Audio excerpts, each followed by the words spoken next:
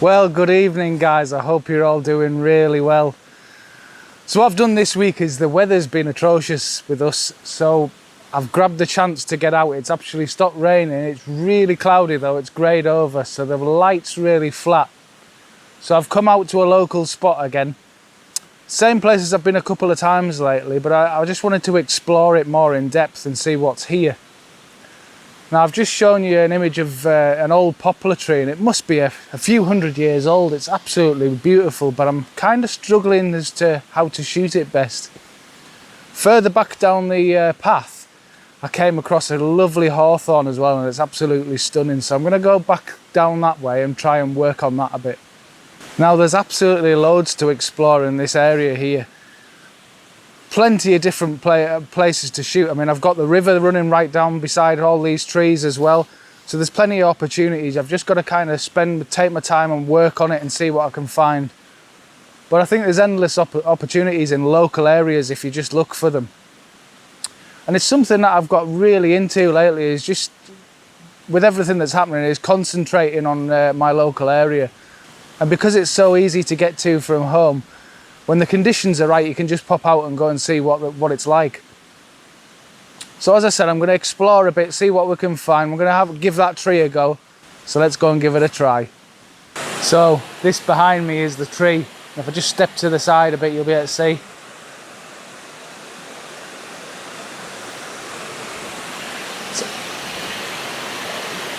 It's absolutely stunning, this tree, and it's all gnarly and twisty and really characterful. And luckily, as I said before, it's the light's really flat, but every now and then the sun's poking through and there's a gap in the clouds up here, and it's just lighting up the moss and everything on the branches, which is absolutely stunning. Apart from the midges, and I think I've sorted them out as well, got some new midgie repellent, and that seems to be doing the trick. It's just torture down here because of the river so close, but it seems to be doing the trick anyway, fingers crossed. I just want to play with different compositions with this tree because I think there's definitely something here. I'm going to work the angles of it and just try it from different areas, maybe try a portrait mode shot, maybe try a landscape, and just try moving around the tree to see what's going to work best. But I think, to be honest, definitely from this side seems to work the best. You're not blocking out the branches as much from this side. So we'll give it a try and see how we get on. And as I get into it, I'll try and talk you through what I'm doing.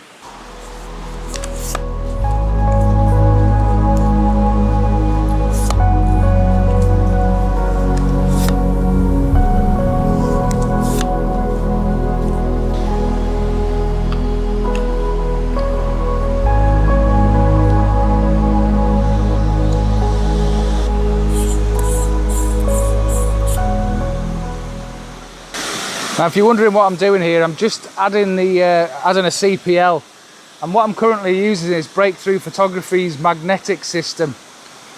Now they're changing the system, but this was the older system, and basically you screw the ring onto the front of your lens. You've got a magnetic filter, if I can get it out, and basically just pop it on, that's it. And you've got a control ring at the back here to control how much polarization. Now the reason why I do that on this tree is I'm getting this light coming through the clouds, as I was talking about before, and it's hitting the mosses. Now what I want to do is saturate those mosses as much as possible, just to bring out the greens and the earthy colours in the tree. Now as you can see from this angle, it's working really well. I'm loving the way the branches are coming down on the left there and the right, and it's really well balanced. And I know it's kind of more or less bang on in the middle of the frame with this, but I haven't really got much to play with either side of it, so I'm just trying to fill the frame with it as much as possible. On the ground it's a bit messy where there's been cattle going through here, and there's big holes where they've been walking through, so I don't really want to include too much of that if possible. I want to get the bottom of the tree in as much as possible though, because there's some lovely ferns at the bottom of it. Now from this angle, again, in landscape orientation, what's the problem is you see this branch that's broken off at the back. It's including a lot more of that in the frame, and it's, to me, it brings nothing to the image itself, and it's just making it look messy and cluttered. So I really don't want that in the actual frame. So I think it's a case again of maybe just switching positions and just seeing what works. So I'm done with the landscape shot now, I think, down here. And I've taken a shot, and I'm currently at about ISO 100, 35mm, 2.5 seconds. And I can get away with that longer shutter speed because there's not a breath of air down here. So we'll see how this one turns out, and I'm going to move around now and try the same sort of angle but in portrait mode and see if I like it better or not.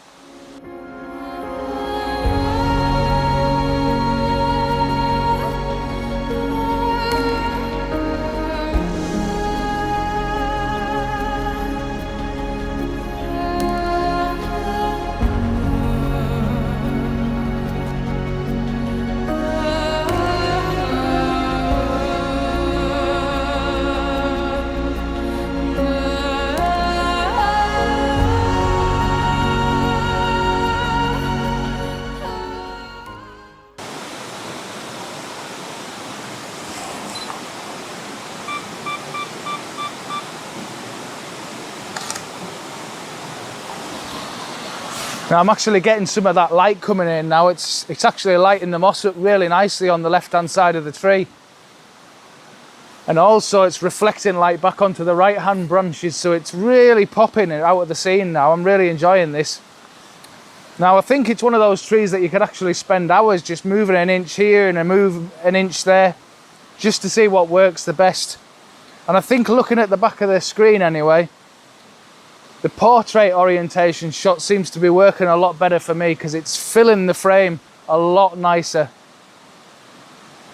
But we'll experiment with it and see what happens. What I really want to do now is switch places and move closer to where the camera's filming now, and see if I can get the tree more square on, and probably a portrait shot again because, as I say, it's filling the frame a lot better.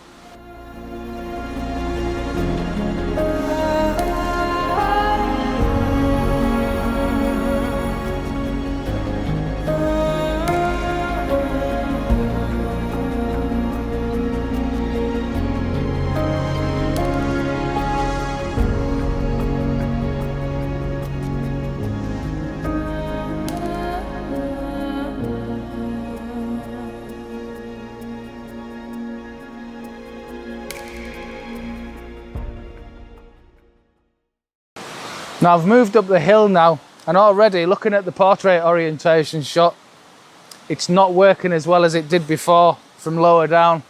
Because what's happening is with the portrait orientation, it's giving me more real estate to play with, and it's including way more sky in the shot, and it's quite distracting. And I can't get high enough to shoot down on it, because the more I shoot down, it's including a lot more of this sort of messy area where the cattle have been.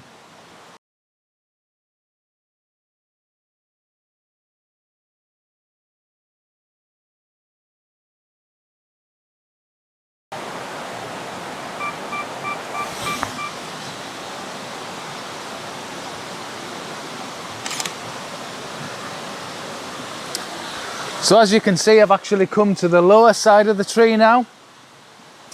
And what I really like about this is I've gone for a landscape shot to start with. And what's really nice is these branches at the top here are actually reaching into the frame at the top of the frame, and it looks absolutely stunning, at least on the back of the camera. I'm just hoping it works out as it's kind of coming to my head. I just hope it looks the same on the screen, because these branches just seem to really reach out to you at the front. Now I don't know whether it's going to work, as I say, better in portrait mode again. I'll have to play around with it and see, but from what I'm getting on the back of the camera, I think possibly this is better than the angle that was up on the bank side there. But I must have been here a good hour now with this tree, just moving around, and it's just showing that you can spend the time and actually sort of try and make the composition work for you and actually don't give up on it too soon, because there's loads of different places I could take this. And it's good fun just to play around.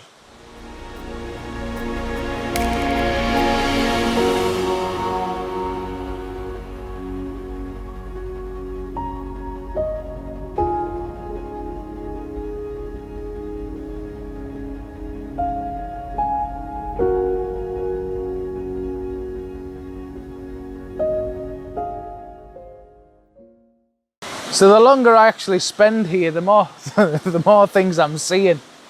You start to notice the little details, like a fern growing out at the top of the branches there. So I've wandered round it for about 15 minutes looking for different ways to shoot it, and the only place I haven't shot it from is the back side of it. So I was about to pack up and start heading back along the river, but I thought, while I'm here, I mean, the light's starting to drop a good bit now as well, but while I'm here I'm going to try and get a shot from the back side of it. It might look all right. It might be one of those that I take an image of it and I like the image, but it would be better with more light on it.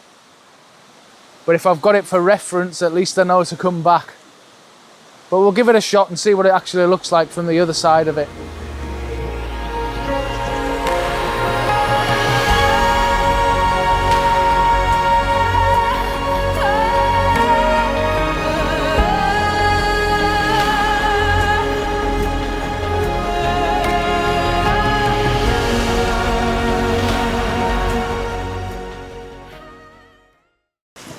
So it's now nearly 9 o'clock and I'm just walking back to the car.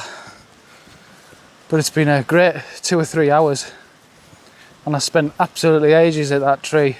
Could have spent hours there, to be honest with you. But the light's just fading. Because the area is in a bit of a valley, you haven't got, well, you're probably better off in there during the day, to be honest. You probably get a bit more light in there, even though it'd be more harsh. It won't penetrate down into it. But yeah, you could spend ages down there, and you can probably do the same. You can probably find somewhere that's really, really close to you, and go experiment, go play around, spend a bit of time. Just take your time to tune your compositions and find what works for you. Well, thanks so much for watching, guys, and I'll see you again soon. Bye bye.